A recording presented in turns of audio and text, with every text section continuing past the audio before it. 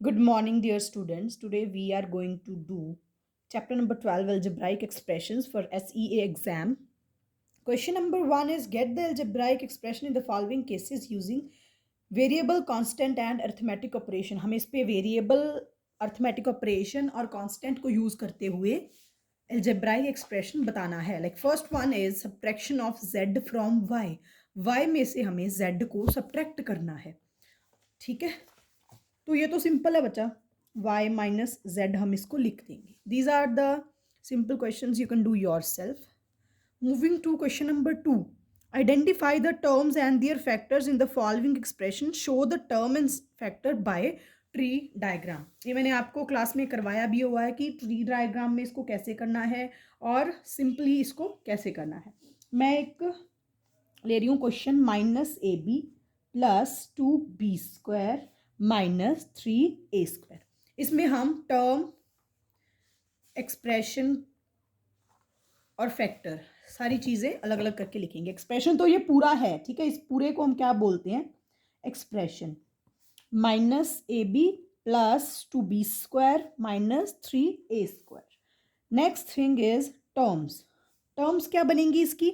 एक हो जाएगी माइनस ए बी, एक हो जाएगी 2b², एक हो जाएगी 3a², that two of the minus. और इसके आगे हमें लिखने हैं फैक्टर्स. बेटा याद रखना है ये 3 चीज़ें आती हैं इसमें, तीनों को अलग अलग करके लिख लेना है. देखो यहाँ पे ए बी था सिर्फ, तो एक जगह पे मैंने ए लिख दिया, साथ में बी लिख दिया. यहाँ पे 2b² था, स्क्वायर मतलब बी 2 बार लिखनी है, तो यहाँ पे 2bb. Similarly here minus 3a², तो माइनस 3 अलग, ए अलग, ए अलग.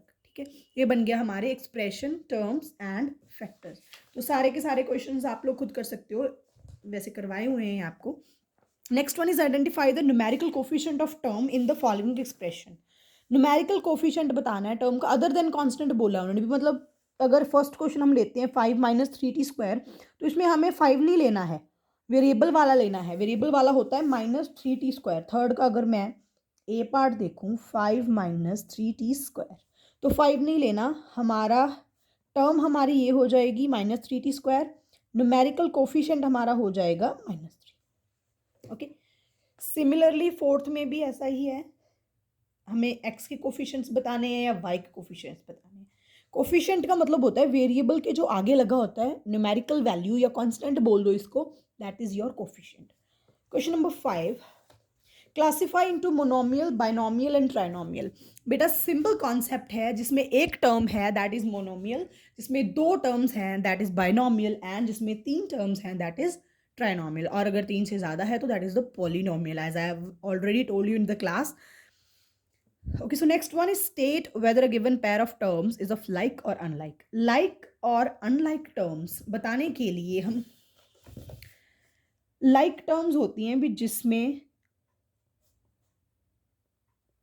नंबर ऑफ जो कांस्टेंट लगा लो या वेरिएबल लगा लो सेम होने चाहिए. मतलब अगर स्क्वायर है तो स्क्वायर होना चाहिए दूसरी में भी, अगर एक में क्यूब है दूसरी में भी क्यूब होना चाहिए. और कांस्टेंट वैल्यू में डिफर, कांस्टेंट का हमें फ़र्क नहीं पड़ता, कांस्टेंट वैल्यू में डिफर. लाइक -7x है, 5/2x है, ये दोनों लाइक हैं क्योंकि इसमें भी x है और इसमें भी x है, और कांस्टेंट में डिफर है, as I already told. Here अगर 12xz और 12x² z² को हम देखें तो 12xz, 12 है, x है, z है. यहाँ पे क्या है? 12 तो है लेकिन x² है, z भी स्क्वायर है. So these are unlike. और जो ऊपर वाली 2 थी, दीज आर लाइक टर्म्स. बेटा अगर आपको प्रॉब्लम लगे तो you can comment below. Thank you so much. Have a nice day.